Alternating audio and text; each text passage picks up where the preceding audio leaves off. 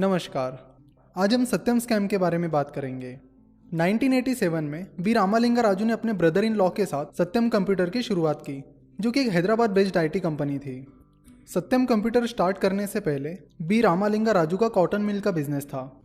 1991-92 में सत्यम computer BSE पर list हो गई और 2001 में न्यूयॉर्क स्टॉक एक्सचेंज पर लिस्ट हो गई। सत्यम कंप्यूटर इंडिया के फास्टेस्ट ग्रोइंग कंपनीज में से एक थी और उसके लिए सत्यम कंप्यूटर को और बी रामालिंगा राजू को कई अवार्ड्स मिले थे। सत्यम अच्छे ग्रोथ ट्रैक पर थी, पर रियल एस्टेट में चल रही बूम की वजह से राजू का ध्यान रियल एस्टेट की तरफ जाने लगा। हैदराबाद में भी रियल एस्टेट के रेट्स तेजी से बढ़ रहे थे, तो राजू ने तेजी से हैदराबाद और अलग अलग जगह पर लैंड प्रॉपर्टीज खरीदना शुरू किया। मेटस इंफ्रा, जिसे राजू ने 1988 में शुरू किया था, और मेटस प्रॉपर्टीज, इन कंपनीज के नाम पर, अपनी फैमिली मेंबर्स के नाम पर और अपने नाम पर राजू प्रॉपर्टीज खरीदने लगा। राजू बहुत ही अग्रेसिवली प्रॉपर्टीज खरीदने लगा। जब राजू को प्रॉपर्टीज खरीदने के लिए और पैसों की जरूरत पड़ने लगी, तब राजू सत्यम कंप्यूटर के फाइनेंशियल स्टेटमेंट्स मैनिपुलेट करने लगा, यानी उनमें हेराफेरी करने लगा। फॉर एग्जाम्पल, अगर कंपनी को एक्चुअल में 60 करोड़ का प्रॉफिट हुआ है, तो फाइनेंशियल स्टेटमेंट्स पर राजू 600 करोड़ का प्रॉफिट दिखाता था, और ऐसा करके ये दिखाने की कोशिश करने लगा कि सत्यम बहुत तेजी से ग्रो हो रही है। सत्यम कंप्यूटर की लगातार दिख रही ग्रोथ और स्ट्रॉन्ग फाइनेंशियल्स के चलते सत्यम की शेयर प्राइस बढ़ने लगी। उस बढ़ती हुई शेयर प्राइस पर राजू और राजू का भाई बी रामा राजू अपने शेयर्स बेचने लगे और अपने बाकी शेयर्स कोलैटरल यानी गिरवी रखकर उन पर लोन लेने लगे और उन पैसों से प्रॉपर्टीज खरीदने लगे। प्रॉपर्टीज खरीदने के लिए राजू ने करीब 365 कंपनीज खोली थी। राजू अपनी फैमिली, फ्रेंड्स, रिलेटिव्स, इनके नाम पर जमीन खरीदता था। उनके फार्म में काम करने वाले लोग, जिनकी तनख्वाह 4 से 5 हज़ार रुपये थी, उन्हें भी राजू ने उन 365 में से कुछ कंपनीज का डायरेक्टर बनाकर उनके नाम पर जमीन खरीदी और अपने बहुत सारे फ्रेंड्स को भी उन कंपनीज का डायरेक्टर बना दिया। मेट्रो मैन ई श्रीधरन का कहना था कि राजू के पास हैदराबाद के प्रपोज्ड मेट्रो रूट की इनसाइड इन्फॉर्मेशन थी, यानी पहले से ही राजू को उस मेट्रो लाइन का रूट पता था। राजू अग्रेसिवली उस प्रपोज्ड मेट्रो ट्रैक के नज़दीक की ज़मीनें खरीदने लगा, ये सोचकर कि जब मेट्रो लाइन बन जाएगी तब उस जगह के रेट्स कई गुना बढ़ जाएंगे और रियल एस्टेट से जो प्रॉफिट मिलेगा उसमें से कुछ पैसे सत्यम में डालकर राजू ने दिखाए झूठे फाइनेंशियल फिगर्स जैसे कि सेल्स, प्रॉफिट एटसेट्रा, और सत्यम के एक्चुअल सेल्स और प्रॉफिट के गैप को आसानी से भर दिया जाएगा। सत्यम कंप्यूटर का ज़्यादा सेल्स दिखाने के लिए राजू फेक सेल्स इनवॉइसेस बनाने लगा। राजू ने 7500 फेक सेल्स इनवॉइसेस बनाई थी। फेक सेल्स इनवॉइसेस बनाकर सेल्स हो गया ये तो दिखा दिया, but where is the profit? उस फेक सेल से मिला हुआ प्रॉफिट कहाँ है? तो उसके लिए राजू ने झूठे बैंक स्टेटमेंट्स दिखाकर फेक सेल से मिला हुआ पैसा बैंक में है ऐसा दिखा दिया, यानी बहुत सारा ऐसा कैश रिजर्व दिखाया जो एक्चुअल में था ही नहीं। कई सालों तक राजू इसी तरह लगातार सेल्स, प्रॉफिट्स और बाकी फिगर्स को बढ़ाकर दिखाता रहा। कंपनी की अच्छी ग्रोथ दिखाकर राजू इन्वेस्टर्स को कंपनी की ओर अट्रैक्ट करता रहा, जिससे सत्यम कंप्यूटर की शेयर प्राइस बढ़ती चली गई और सत्यम के प्रमोटर्स लगातार ऊंची प्राइसेस पर अपने शेयर्स बेचते रहे।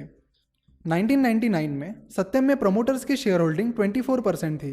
वहाँ से वो कम होते होते 2008 की एंडिंग तक सिर्फ 2% तक आ गई थी और उन पैसों का उपयोग उन्होंने प्रॉपर्टीज़ खरीदने के लिए किया। जैसे जैसे सत्यम का ऑपरेशन बढ़ता चला गया, वैसे वैसे एक्चुअल फिगर्स और राजू ने दिखाई झूठी फिगर्स के बीच का फासला बढ़ता गया और वो फासला एक बड़ी अमाउंट बन गया। 2008 में आए रिसेशन के कारण रियल एस्टेट मार्केट में बहुत स्लो डाउन यानी मंदी आई और अच्छी प्राइस पर प्रॉपर्टीज बेचकर एक्चुअल फिगर्स और फेक फिगर्स का गैप फिल करने का राजू का प्लान फेल हो गया। उसके बाद गैप फिल करने के लिए राजू ने नया प्लान बनाया। इस प्लान के अनुसार सत्यम कंप्यूटर मेटस इंफ्रा के 51% स्टेक्स और मेटस प्रॉपर्टीज के 100% स्टेक्स खरीदने वाली थी और राजू ने कहा था कि यह पैसा मेटस के प्रमोटर्स को जाएगा। मेटस इंफ्रा और मेटस प्रॉपर्टीज ये दोनों भी राजू फैमिली के ही बिजनेसेस थे। सत्यम को उल्टा पढ़ोगे तो मेटस बन जाता है।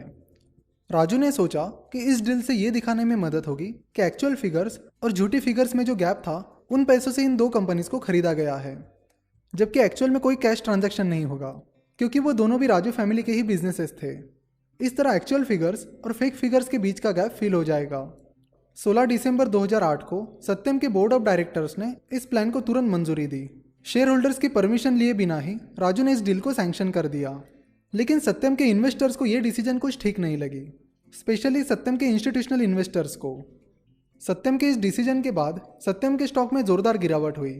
यूएस के एक इन्वेस्टर ने सत्यम के खिलाफ लॉसूट भी फाइल किया और न्यूयॉर्क स्टॉक एक्सचेंज पर सत्यम के स्टॉक में 55% की गिरावट हुई, जिसके दबाव में आकर सत्यम ने मेटस प्रॉपर्टीज और मेटस इंफ्रा को अक्वायर करने का प्लान रद्द कर दिया। जैसे ही ये प्लान फेल हो गया, सत्यम के 4 इंडिपेंडेंट डायरेक्टर्स ने रिजाइन कर दिया। गैप फिल करने का राजू के पास ये आखिरी ऑप्शन था। उसे भी फेल होते हुए देखकर राजू ने 7 जनवरी 2009 को ये कन्फेस यानी कबूल कर दिया कि सत्यम कंप्यूटर पिछले कई सालों से फाइनेंशियल स्टेटमेंट्स को मैनिपुलेट कर रहे हैं। So let's have a look कि कैसे राजू ने फाइनेंशियल ईयर 2008-2009 के दूसरे क्वार्टर के रिजल्ट्स इन्फ्लेट किए थे। आप यहाँ देख सकते हो कि राजू ने दिखाया हुआ प्रॉफिट कंपनी के एक्चुअल प्रॉफिट से कई गुना ज़्यादा है। सिमिलरली एक्चुअल कैश डिपॉजिट और राजू ने दिखाए कैश डिपॉजिट में बहुत ज़्यादा फर्क है।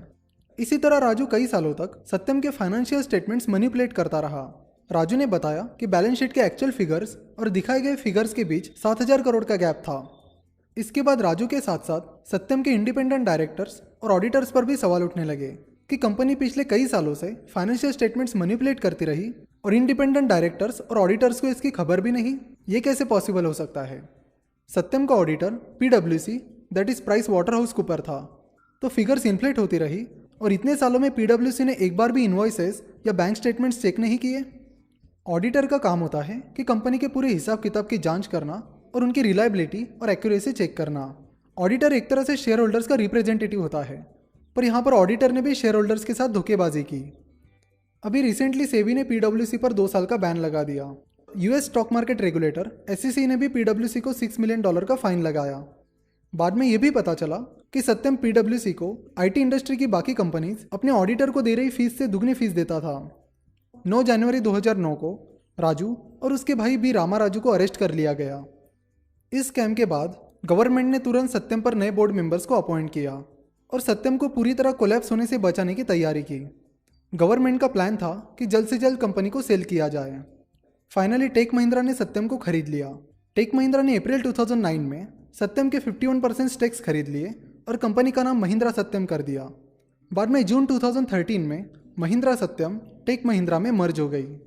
CBI रिपोर्ट के अनुसार राजू मनी लॉन्ड्रिंग करता था और पैसे पहले यूरोपियन कंट्रीज में भेजता था और बाद में वो पैसा इंडिया में रीरूट करवाता था और उन पैसों से राजू कई सारी बेनामी प्रॉपर्टीज खरीदता था।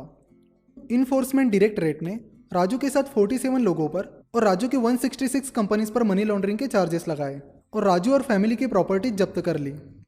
सेबी ने राजू फैमिली पर इनसाइडर ट्रेडिंग के चार्जेस लगाए और उन्हें इनसाइडर ट्रेडिंग से मिला हुआ 1850 करोड़ का प्रॉफिट 12% इंटरेस्ट के साथ रिटर्न करने के ऑर्डर्स दिए। साथ ही 14 साल तक सिक्योरिटीज मार्केट में डील करने पर बैन लगा दिया। 10 अप्रैल 2015 को स्पेशल CBI कोर्ट ने राजू, उसके भाई बी रामाराजू, उस वक्त के CFO यानी chief financial officer Srinivas Vadlamani, PwC के 2 पार्टनर्स और 5 लोगों को 7 साल के कठोर कारावास की सजा सुनाई और राजू और उसके भाई को 5.5 करोड़ का फाइन लगाया। ये स्कैम बाहर आने से पहले सत्यम का बहुत बड़ा नाम था और सत्यम इंडिया की 4th लार्जेस्ट IT कंपनी थी। सत्यम का स्टॉक निफ्टी और सेंसेक्स में भी शामिल था। 9 जनवरी 2009 को सत्यम कंप्यूटर के स्टॉक को निफ्टी और सेंसेक्स से निकाला गया। सितंबर 2008 में world council for corporate governance ने सत्यम को ग्लोबल पीकॉक अवार्ड से नवाजा और उसके 4 ही महीने बाद सत्यम का अकाउंटिंग फ्रॉड बाहर आया।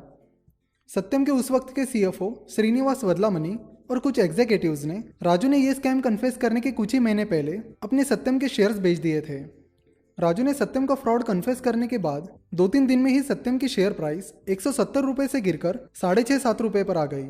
इस स्कैम के बाद सत्यम की शेयर प्राइस गिरने की वजह से सत्यम के इन्वेस्टर्स को 14,162 करोड़ का लॉस हुआ था। LIC जो सत्यम कंप्यूटर में इंस्टीट्यूशनल इन्वेस्टर था, उसे करीब 950 करोड़ का लॉस हुआ था। सत्यम का संस्कृत में मतलब होता है ट्रूथ यानी सच, लेकिन सत्यम के प्रोमोटर्स ने जो किया उसमें कहीं पर भी सत्यम नहीं था, बस असत्यम ही असत्यम था। राजू बस पैसा बनाना चाहता था और उसके लिए राजू ने मनी लॉन्ड्रिंग, इनसाइडर ट्रेडिंग और अकाउंटिंग फ्रॉड जैसे क्राइम्स किए। हमेशा एक बात ध्यान में रखना कि जब कंपनी के प्रमोटर्स अपने शेयर्स बेचते हैं तो यह आपकी ड्यूटी है कि आप चेक करो कि प्रमोटर्स अपने शेयर्स क्यों